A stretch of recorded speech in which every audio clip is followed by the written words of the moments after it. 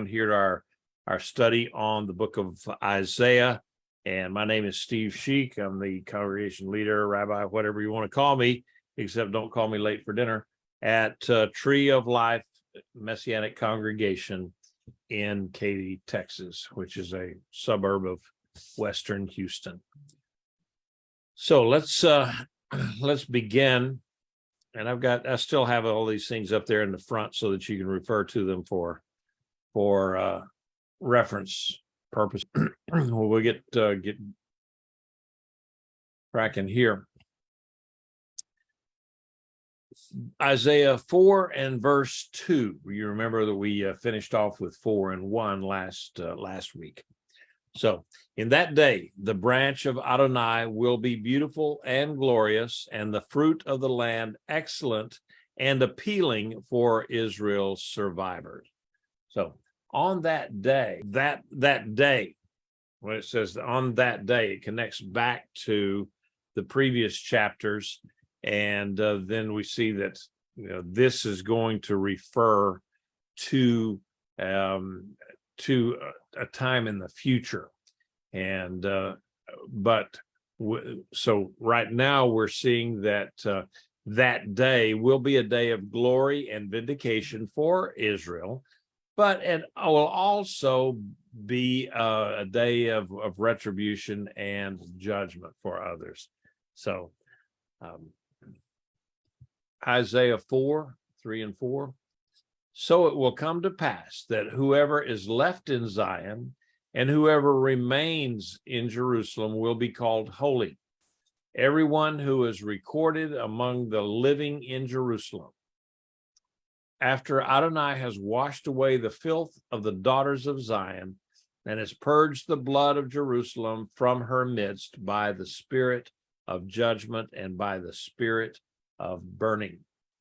Now, the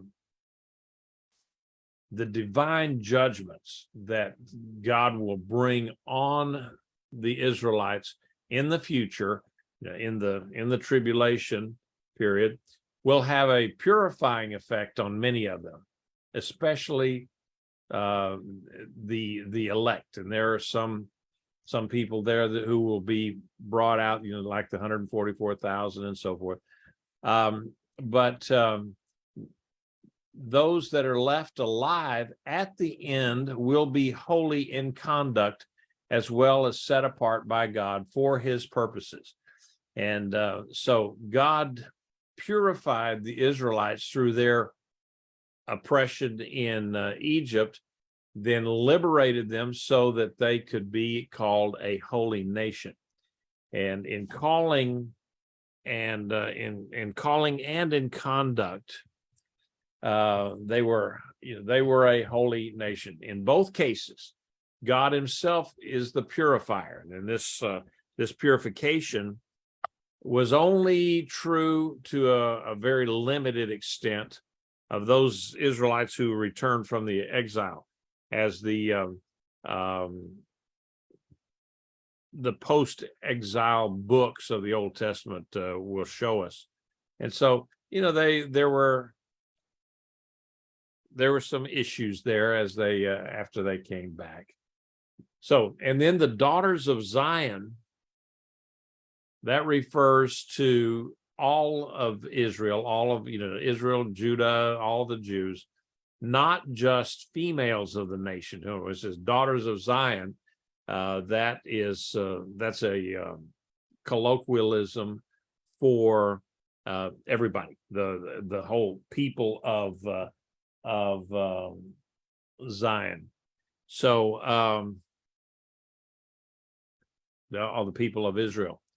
And so when it talks about the spirit, you look at that, the verses in the spirit of judgment and by the spirit of burning. All right, I think what they're talking about there is the process of judgment and the process of burning, rather than like the Holy Spirit or the Ruach HaKodesh, because generally they would say say something like that. So going ahead, verses 5 and 6, says, then Adonai will create over the whole area of Mount Zion and over her convocations a cloud by day and smoke and shining of a flaming fire by night for over all. Glory will be a canopy. Then there will be a sukkah for shade by the day from the heat, and a refuge for shelter from storm and from rain. So we see here that God is definitely not going to abandon his people Israel in the coming judgment, and he would share his presence with them and care for them by providing protection and guidance.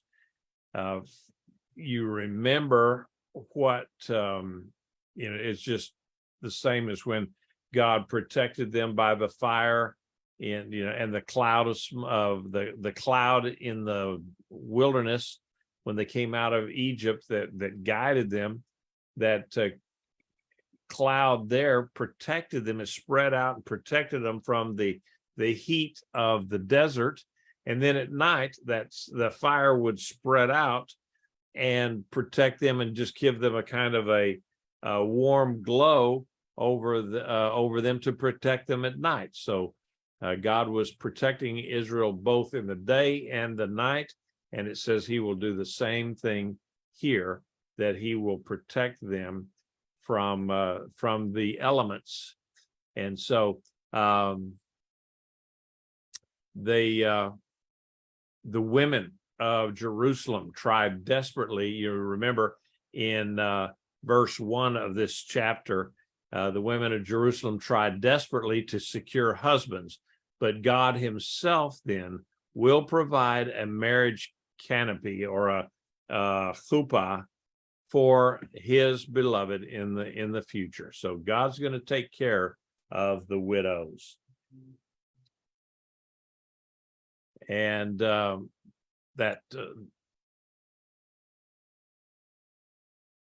okay, and this is the third and last of Isaiah's introductory oracles.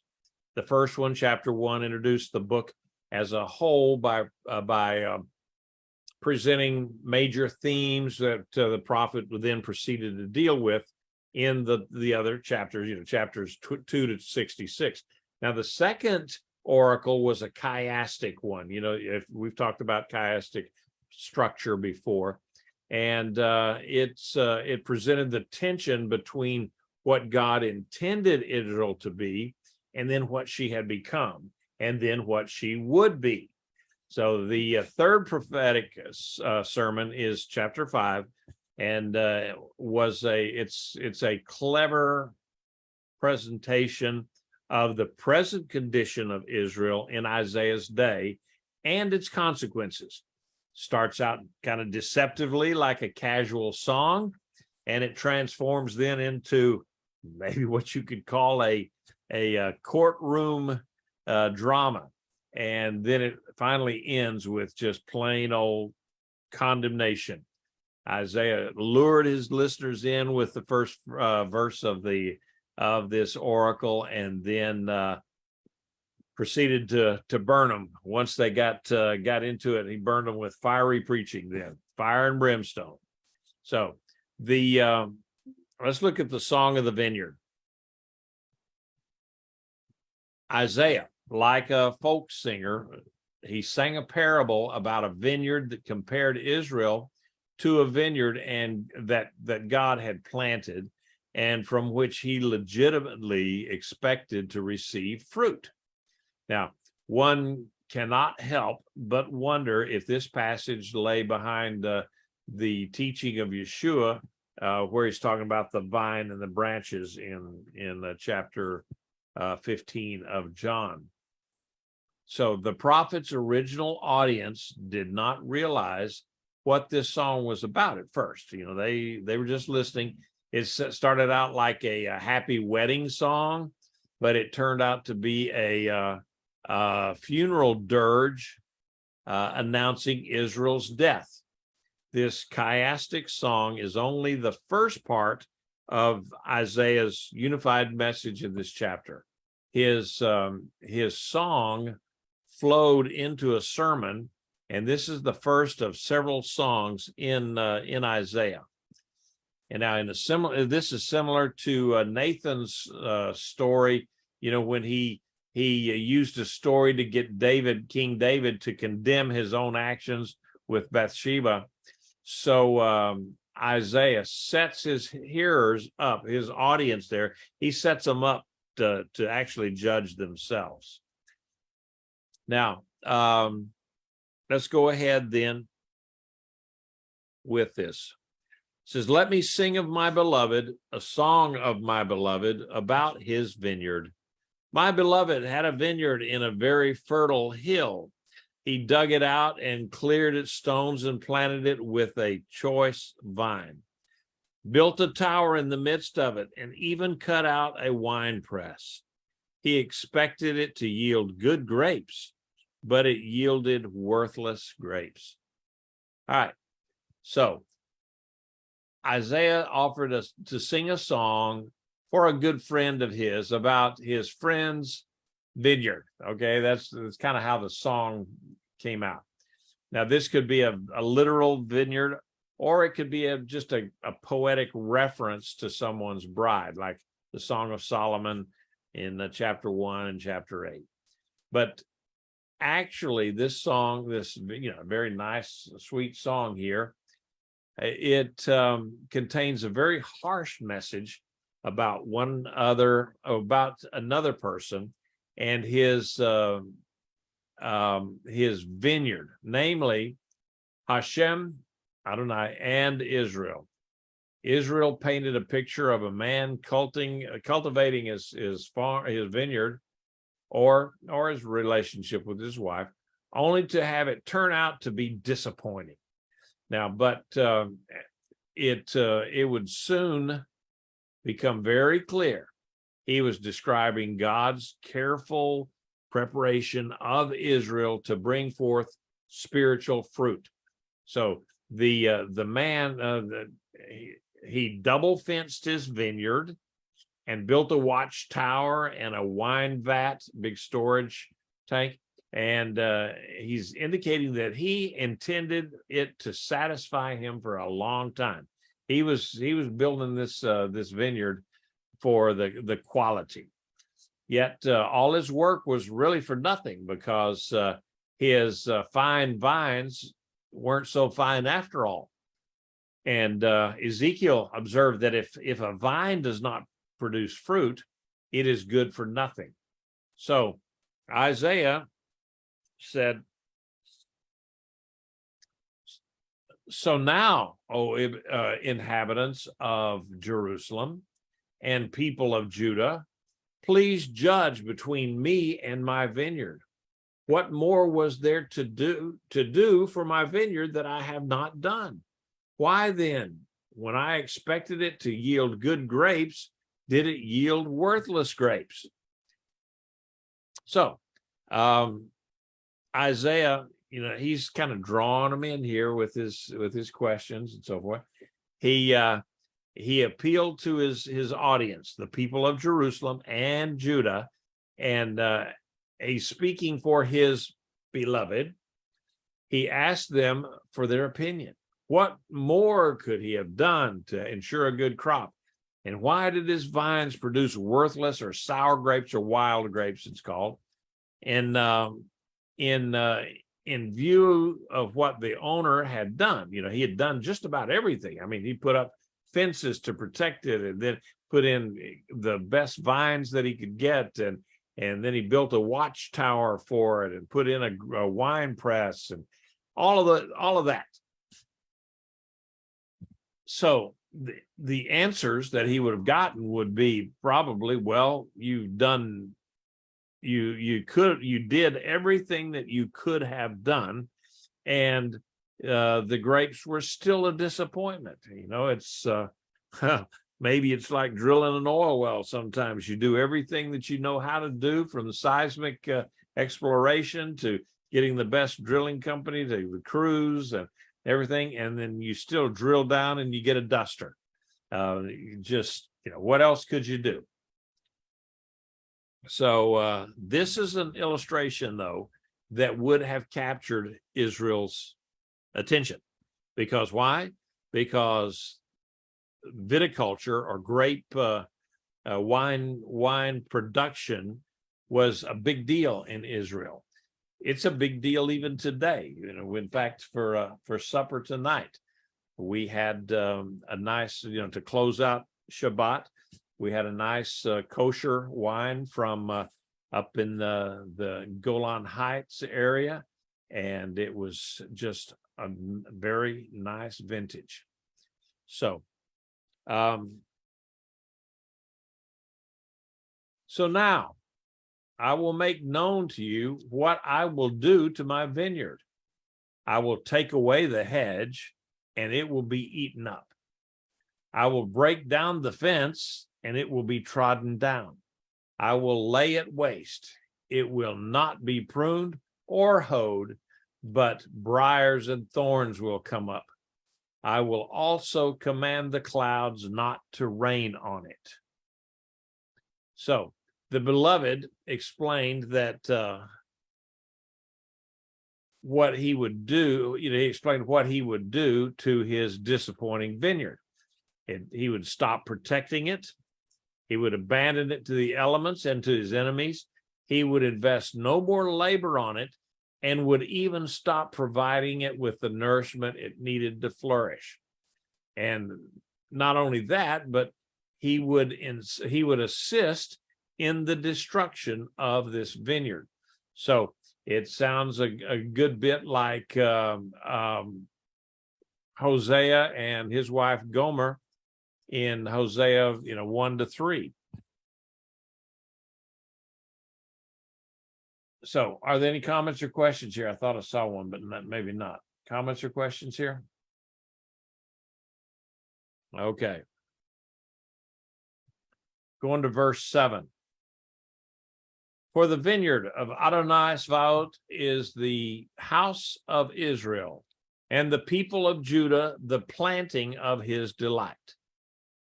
He looked for justice, but behold, bloodshed. For righteousness, but behold, a cry. Isaiah now shocked his audience by identifying the characters of his parable by name.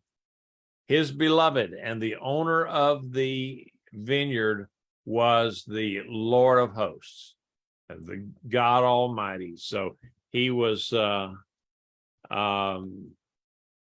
there's no mistaking that or questioning that. It was God, not some unnamed friend. The vineyard, of course, was Israel, not his friend's vineyard or his wife.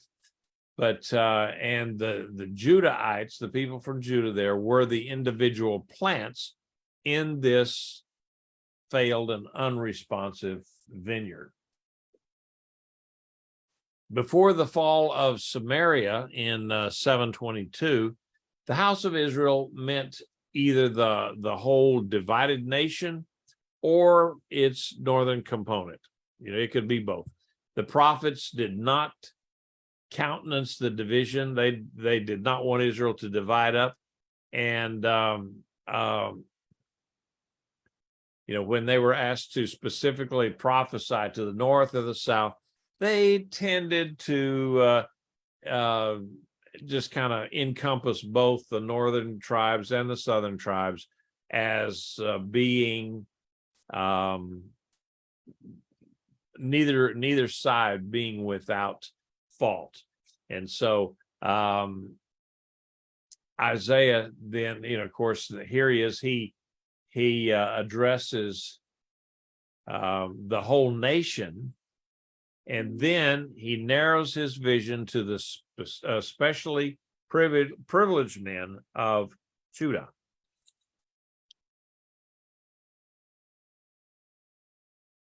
So the good fruit that God was the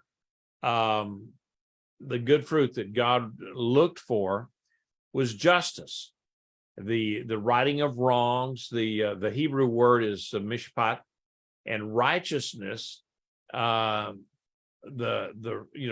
relationships with God. It's called tzedakah and tzedakah. Okay, that depending on how you want to pronounce it, I suppose. And the bad fruit the vines produced was bloodshed, the inflicting of wrong, and that's the Hebrew word for that is mispach, and then a cry for help, which is wrong relationship. Instead of tzedakah, it's se'akah. So the D is missing there, and that makes all the difference in the world. Isaiah used a play on words or a pun to make his contrast more forceful and memorable. Instead of mishpat, God got mispach. Instead of tzedakah, God got se'akah.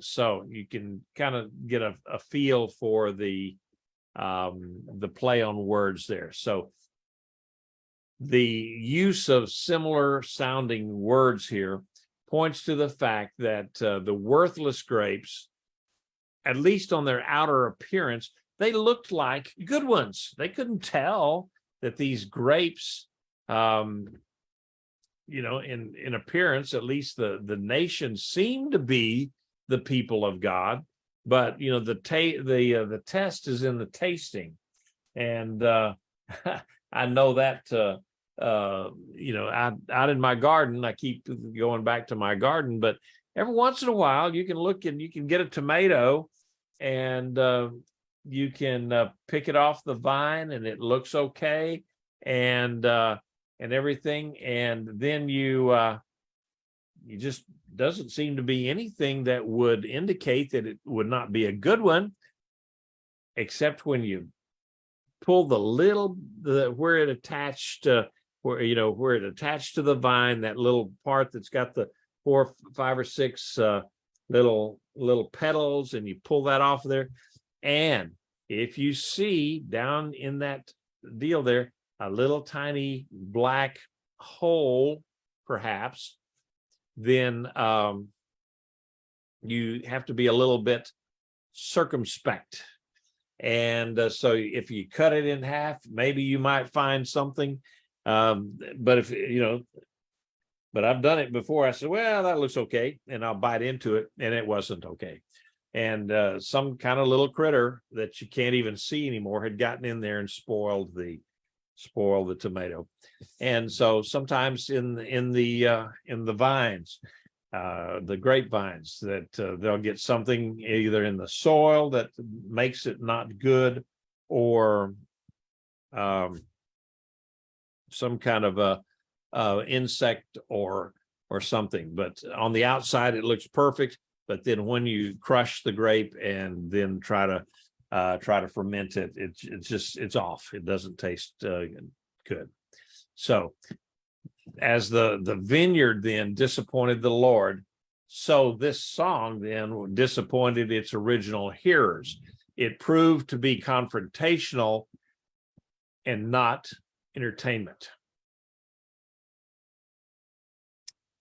In verse 8 here, woe to those who join house to house and merge field to field, until there is no room, and you will live alone in the midst of the land. In my ears, Adonai Svaot has said, surely many houses will be desolate, even grand and fine ones with no occupants. 10 acres of vineyard will yield 6 gallons, and an omer of seed will yield 1 ephah. This first quality that spoiled Israel's fruit, maybe I'd said before that he points out that there are 6 things that he's going to talk about here. That Israel, how that they spoiled their blessing. The first quality that spoiled Israel's fruit was greed, an example of which Isaiah then he detailed. The Israelites were buying out their neighbors as they had an opportunity, or made the opportunity, made them an offer they couldn't refuse, kind of thing, to increase their land holdings. The wealthier or the smarter members of the community took advantage of their less fortunate brethren, and so deprived them of their opportunity to live on land that God had given them. Here's an example for you. The carpetbaggers who descended on the South following the America's war of northern aggression. Some people call it the Civil War, but be that as it may, they took advantage of many Southerners whose farms had been decimated by invading Northern troops. And then they bought up their land for a fraction of its worth, and they drove the former owners into destitute poverty. They did other things like they would tax the landowners to the point that they could no longer pay the taxes. And then they would come in and buy up the entire property for, pennies on the dollar by just paying off the taxes that they had inflicted on these people. So it was a scam, and so that's what Israel was doing too. So buying land in itself, buying additional land in itself is not wrong. But when it involves abusing other people, then it becomes wrong. Isaiah was not decrying large farms or estates per se. He was condemning squeezing out the little guy to make yourself more prosperous, secure, and admired. So those who did this in his day ended up isolated, rather than enjoying the fellowship of their brethren. So buying up all the land, well, guess what? Then they ended up just with no neighbors, because they bought all this land. They're right smack in the middle of it, and they don't see their neighbors. And so then they're at that point, then you could say they were kind of lonely. So God would judge this kind of greed by causing the families of those isolated rich people to dwindle. And by the time a person has enough money to build a mansion, he is often too old to enjoy it. His family has grown up and moved out, and his spouse may die soon because she's usually too old too. And on top of that, a lot of times what will happen in today's world, an old guy's wife dies or whatever, and he's got lots of money, and then so he falls prey to some younger woman that will talk him into marrying her. And then in the state of Texas, when she scoots out, she gets half of everything that the old boy had. So, so rich old men should be very careful when going around. Rich old widowers should be very careful when they're somehow then all of a sudden have the attentions of a younger and a beautiful woman. It just doesn't normally work out very well. So God would judge the farmers then by decreasing the productivity of their farms, their crops. The land hungry, the people that just had to have more land, would themselves become hungry. So no matter how many acres a person may own, God still controls the weather. And so agricultural productivity was one of God's promised blessings under the old covenant. So I know, again, okay, going back to my garden that you guys probably tired of hearing about. This week, as you well know, down here in Texas, well, across most of the country, we've had a super deep freeze. I mean, it's a lot of cold weather. And so we tried to cover over our, what few plants that I still had left. I had some broccoli and cauliflower still growing, and garlic and onions and beets and Swiss chard. Those were the things that I covered up and protected, because the blackberries are fine. It doesn't bother them. And the blueberries are also fine. And the tomatoes were pretty much at the end of their productive capacity. So I was not going to go in and try to cover up the tomatoes for the sake of just a handful of tomatoes that were left. But it got too cold and very cold, and so we had to take extraordinary measures to try to save the crop. And in all summer long, we had drought that forced a lot of people's commercial properties to suffer great loss if they could not afford irrigation.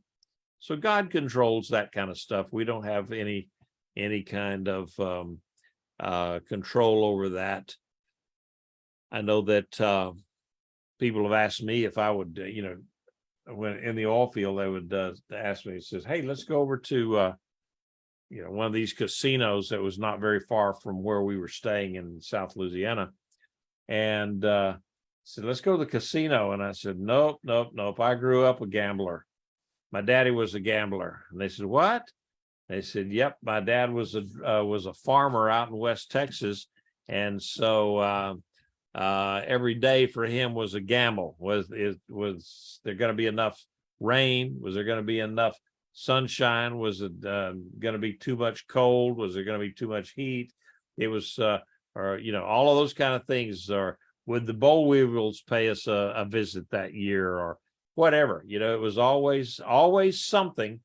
And the smaller farmers had the odds stacked against us, and so we eventually lost the farm, left farming altogether, because we couldn't control things.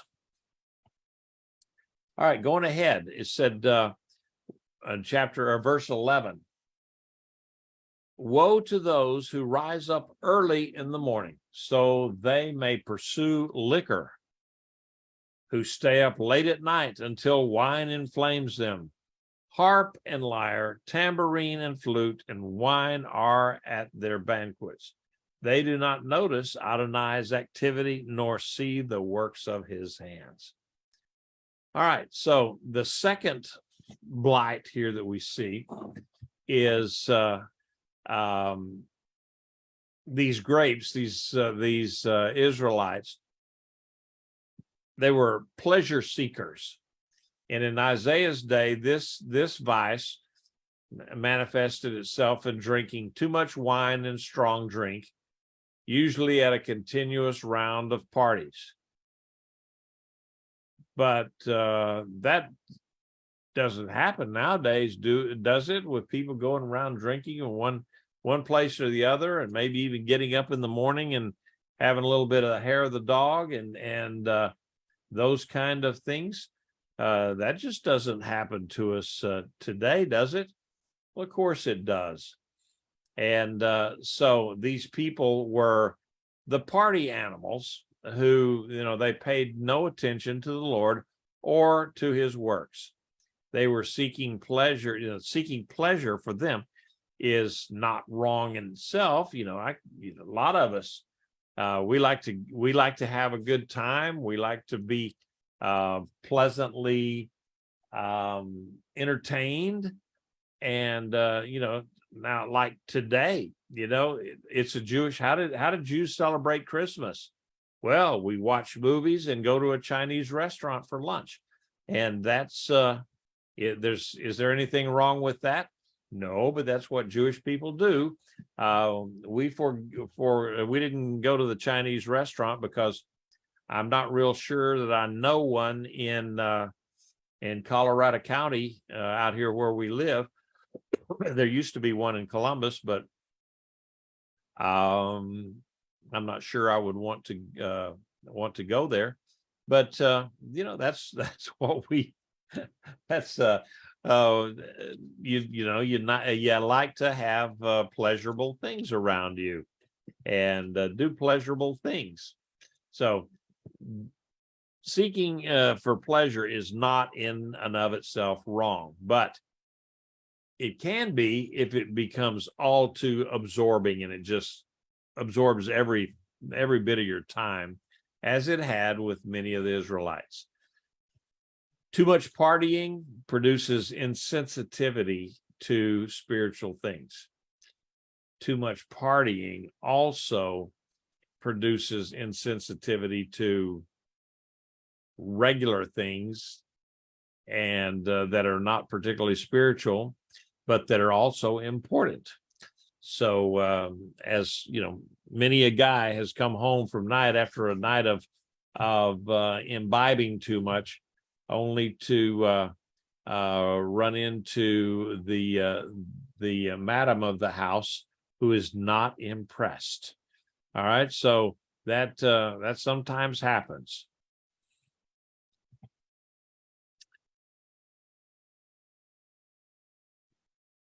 And in that verses, I didn't bring those out, but the wealthy don't work for a living. Their occupation seems to be alcohol and entertainment. That's what they do. Kind of like being a trust fund child. And so they get so wound up in it that they can't focus on what they should be doing for the Lord. All right. 13. Therefore, my people are in captivity for lack of knowledge. Their honorable men are famished, and their multitudes parched with thirst. The result of driving other people off their lands and living only for pleasure ironically it would be that the Israelites would be driven off of their land and enjoy a little pleasure. I mean, they pushed other people off their land. They had parties, and so what happens to them? They get pushed off of their own land by the Babylonians or the Assyrians, and then it's kind of hard to party hardy in handcuffs. It just doesn't work very well. So instead of more food and drink, there would be famine and parched throats for all the people, not just the wealthy, but they drug the other ones along with them. So each of the two double therefore sections contains a short description of the immediate consequences of the sins that we just mentioned. And then there's a longer description with longer term results. So carousing would end up in captivity is what it amounted to. It says, therefore, Sheol has enlarged its gullet and opened its measureless mouth. Down goes her glory, her tumult, her uproar, and the revelry in her. So humanity will bow down, mankind will be humbled, and the eyes of the lofty humbled. All right, so instead of pleasure seekers, opening up their throats to drink wine with the guys, what do? They stick the tube in their mouth, and somebody pours beer in a funnel or something like that. That just seems to me to be not a good way to spend a Saturday night, but some people do that. So they wouldn't be, they're no longer going to be opening their mouth for all of that. It says that Sheol, or the hell, Hades, Gehenna, whatever name you want to assign to the place of punishment, will instead open its mouth, and it's going to gorge on these people. So the actions of these offenders show that they had they really didn't have any knowledge of God in their lives, and if they did, that the knowledge of God certainly had no practical effect on the way they lived. Everything was, hey, hold my beer and watch this, that sort of attitude. So the word Sheol signified mostly the irresistible and just the overwhelming demand made on every earthly thing that, and then secondarily, in a local sense, the place of the abode of shades, or the condemned souls, which everything on the earth is summoned, or essentially the divine appointed curse which demands and swallows up everything on the earth. Okay, that was their thought about what Sheol was, that when you live your life and then everybody is sucked into the abyss. And so in this imagery, Sheol just opens up its mouth even wider to accept all these other people. So that's the picture then that Isaiah was trying to bring out here. Okay, going on, verse 16.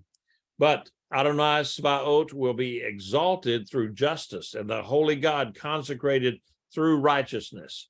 Then lambs will graze as if in their own pasture, and nomads will eat in the ruins of the wealthy. All right, so in contrast to the humiliation of the Israelite hoi polloi, the fancy folks, the ones who are wealthy, the Lord of hosts, God Almighty, would he's going to enjoy the exaltation, because of what characterizes him is the opposite of what marked his people, namely his justice and his righteousness was totally polar opposites of his own people. And so the difference between God and his people is an aspect of his holiness. He is set apart. It's his moral purity. When God's people were humiliated and he's exalted, it says that innocent lambs and unknown strangers then would enjoy the property that the proud people had sought to secure. The Israelites had once been strangers in this land, in Canaan, Israel, but now other strangers would come in and dispossess them. So God doesn't, he really doesn't delight in taking revenge. I wouldn't even call this revenge. It's more judgment, punishment, correction. Those are better words, I think, than revenge. But he has committed himself to remaining true to his covenant with Israel. That's all we can say about that. And I wish I could remember to advance the slide every time. So, but that's just the 3 points that I was making on that particular verse. In comparison to Israel's demise, you see God is elevated because of his righteousness and his justice. Verse 18 said, "Oi, to those that drag iniquity along with cords of deceit and sin as if with a cart rope. They say, let him hurry up and hasten his work so we may see it. Let the plan of the Holy One of Israel draw near and come so we may know it." The Israelites were deliberately sinning. They didn't just innocently fall into their sin like they didn't know any better, but they were actually pursuing it and doing it very willingly. So rather than fleeing from sin, they were actually holding it close to themselves. And even worse, they were doing so in an attempt to bait God to respond. I mean, the words, let him hurry up and hasten his work so we may see it. Let the plan of the Holy One of Israel draw near and come so we may know it. Now that takes just plain old ignorance to get up there and shake your fist in the face of God, say, I dare you. But that's what they were doing. They were trying to bait God into responding. They believed that he would not punish them because they were his chosen people. And so that they thought that there's no way that God was going to punish them for their terrible behavior. It talks about that their sins were like the ropes that connected carts to the draft horses. and just the type of rope or cord that you have on draft horses depends a great deal on what it is that you're doing. Or basically, if you have smaller ropes on things, like, well, for instance, if you had a little goat cart, not go-karts, goat cart, you wouldn't have great big herky ropes to tie around the goat. No, you'd have smaller ones. But if you had an oxen pulling a big wagon, then you would have to have strong ropes or cords. And that's what happened with the Israelites. Sin had gotten a hold of their lives, and it was holding them down, just like with great big ropes.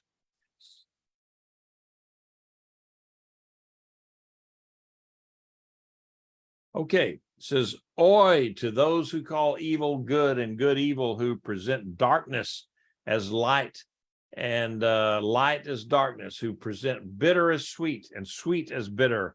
Oi to those who are wise in their own eyes and clever in their own sight."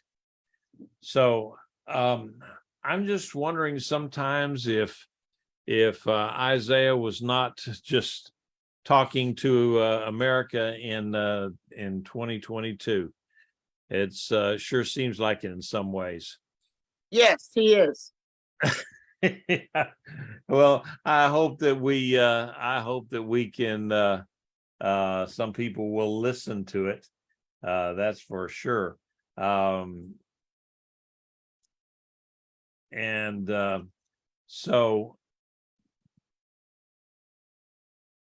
this fourth bad product of the Israelite vineyard was perversity. The people were calling good what God called evil, and vice versa.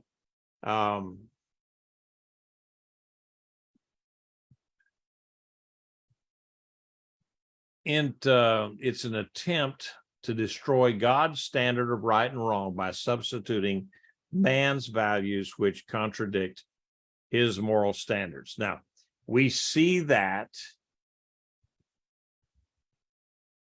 in today's world. I mean, we don't have to look very far at all to see the right is wrong and wrong is right, and the idea that if someone is, well, if they're cross-dressing, for instance, or something like that, well, they're not wrong. You're the one that's in the wrong because you are talking bad against it. And then there are those that talk about, well, there's really nothing wrong with a man loving another man or a woman loving another woman. It's all just, between the two of them, and it's okay. Jesus would have accepted that. I've heard that garbage so many times, and it's just wrong. It's just flat wrong, and yet they keep trying to push that stuff down on top of us, and to the point we're about to choke on it. And for them to come down on us is okay, but for me to stand up here and say that no, that's not what the Bible says our behavior should be, well, then I am the homophobe and the bigot and so on and so forth. So it's just whatever was right is now wrong. Whatever was wrong is now right, and it's just getting worse and worse every single day. So and there's many examples, glorifying adultery and treating committed believers like dangerous radicals, parents that go to school board meetings to question the fact that pornography is showing up in their schools, and these teachers are pushing it. And yet what does that get you? It gets you labeled as a domestic terrorist by the Federal Bureau of Inquisitors. So it's just crazy world back then in Israel, and then we're talking about in what 700 BCE, and it's the same way here today in 2022. So the fifth error that Israel committed, there was an error of conceit. They thought that they were wiser and more clever than God was. And I look at today's world of where people say, well, I was born a boy, but I would really rather be a girl, and I think I want to be a girl. Well, what you're doing is you're sticking your finger in God's eye, because God does not make a mistake. When you're born, you were born a male or a female. He made the decision. That's who you're supposed to be. Coming along however many years later and saying, no, I want to be the other. All that means is, if you're a guy, that means that you're just a guy parading around and you look like a very, very ugly woman. So anyway, the sixth, well, let's see, got to get to another verse here. Oi, to those who are heroes at drinking wine and valiant at mixing drinks, who justify the wicked for a bribe and deprive the innocent of justice. Now, the sixth thing that they did, the last thing, that they adopted corrupt values. All these things are tied together, and they glorified the macho man, who did things that appeared great, but really nothing more than sophisticated childishness. All you got to do is look at the sports arena today, where people, so that they can. So what if they can chuck a inflated pig skin 50 yards down the field, and some other dude can catch it and run and outrun everybody else? That does not make them great men at all. They can still be scoundrels, and in quite a few cases, many of them are just nothing but spoiled scoundrels. And so the commercials that we see on Super Bowl, where it's talking about Budweiser takes a break from its normal pushing the beer thing to have some some fairly good commercials, I have to admit, there, especially their patriotic commercials. But for the most part, beer commercials and all those kind of things, they push this, drinking as being, wow, that's a great thing to do. And the more a person can drink, then the greater the people honored them. So they thought it smart to profit from the misfortunes of others, even though it ran counter to God's will. And then it talks about judges. They justify the wicked for a bribe. That means somebody gets off because they have lots of money, and we see that in our own government. I keep coming back to all that, but you can just look around you in our own world today, in our own government, where they say we have a different set of justice for peons like you and me, and then a different set of justice for people in Washington, D.C. and other places like that they can kill people by way of what do they call it, arcanicide, or that Jeffrey Epstein did not kill himself, that sort of thing, and nothing happens to them, nothing. But if it's you and me, we'd be thrown in the pokey for a long, long time. So going ahead, or I'll never finish. So therefore, as a tongue of fire consumes straw, and as chaff collapses into the flame, so their root will be like rot, and their blossom will go up like dust, for they have rejected the Torah of Adonai Zvaot, and despised the word of the Holy One of Israel. the people had challenged God to act speedily. They're telling him, just come on, where you at? What are you going to do to us? And Isaiah assured them that, okay, yeah, it's going to happen. And God is seen here as kind of an external fire that would consume his people. It would be also like an internal disease that can decimate a whole plant from the root all the way up to the crown, a systemic disease of one sort or another. And so the reason for judgment was the people's rejection of God's revealed will, what he wanted them to do. All you got to do is look in book of Leviticus, and you can tell what God wants you to do, the type of behavior he wants you to observe.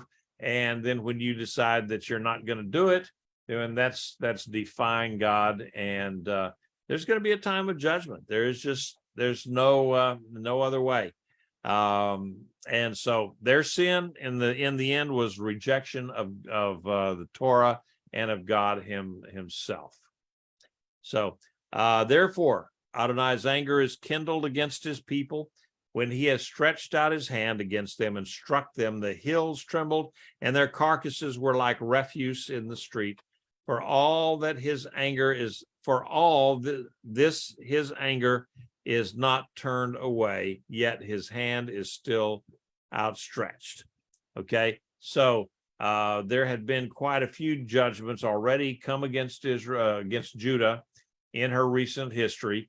And so God was removing the hedge and breaking down the wall that surrounded the vineyard, their protection. He was removing his protection from his people. And even with that, the nation would not repent. They had not repented. So, of course, what happens as God removes more and more protection from them, then the enemies will come in and take over, the wild animals or the enemies or whatever. Whoever would want to do harm to Israel is now free to do so. Said he will lift up a banner to nations afar off and will whistle for them from the ends of the earth. Look, swiftly, speedily they come. None will be weary and none stumble among them. None will slumber or sleep. No belt will be loose at the waist. No strap of sandals be broken. All right, God is going to use foreign countries. Judah had taunted God so much in this, and so they figured, well, it's been 500 years, almost 500 years. Well, not so much, let's say 400 years or so that we've been acting up like this, and God hasn't done anything to us. So I guess he's just incapable of doing it. He's not that big a God. And so the prophet now says, okay, God is coming. He is sovereign, and he's just not gonna do it himself. He's gonna just let these other nations come in, because he has removed his protection from you. And so he's putting out the call. It's like whistling. To me, it's like whistling for a dog, and they'll come, and they will do your bidding. A trained dog, even an untrained dog, will do that sometimes when you whistle at them. Okay, don't try it with cats. Cats don't respond well to whistling. So, but here he is. He's preparing a call for foreign invasion on Israel. Egypt, Assyria, and Babylon. And he could bring them in quite easily. And that's exactly what he did. The Assyrian army they prided themselves on their maneuverability and their quickness, and they could really travel some good distances. They had their chariots and horsemen and so forth. So the Assyrians were known for that. All right, their arrows are sharp, all their bows bent. Their horses' hooves will be like flint, and their wheels like a whirlwind. Their roaring will be like a lion. They will growl like young lions. Yes, they will roar, seize their prey, and carry it away safely, and there will be none to the rescue. They will roar against them like the roaring of the sea. If one looks to the land and behold darkness and distress, the light is darkened by the clouds. Okay, so the enemy is going to be fully provisioned, and they're prepared. They are waiting, ready to go at the first sign of weakness of Israel, and then here they'll come on in, and they will be very swift in their campaigns. They didn't do a lot of, especially with the Assyrians. The Assyrians were not ones to do sieges too much, and if they did sieges, it was they set it up so quickly that their captives didn't have a chance to really prepare in many cases. And so the Romans, not so much. They would plod along because they knew they had everything beat, and they had a good supply chain in the most part, and they could just come up, set up their sieges, and then not do anything for months, maybe years, before a city would fall. And it worked out very well for them. But in these days, Assyria and to some aspect, some ways, Babylon, they would come in. They didn't like to do sieges. They would come in and take over. But the enemy will be ruthless like lions. Lions are not known for being merciful. And so they will definitely come in, and they roar a lot, and they make a lot of noise, and they are scary beasts. And so these enemies of Israel are going to be that same way, scary beasts. And then, so there will be no rescue, and then there was none. They talk about if one, the sea is roaring against you, and you look to the land, and you look out there, and you see no lighthouse, nothing. You don't know where you are on the shore, and the wind is blowing you on the shore, and it's horrible, and there's no landmarks. You don't know from 1 minute to the next whether your ship is going to be dashed on the rocks and you're drowned. And so it's a scary proposition for them, and that imagery is scary for some of us, maybe for others of you not so much. But if you've ever been caught on a windward shore, with bad engines, and you can't really make much headway against the winds and the waves, it can be a scary proposition. So that's all, folks.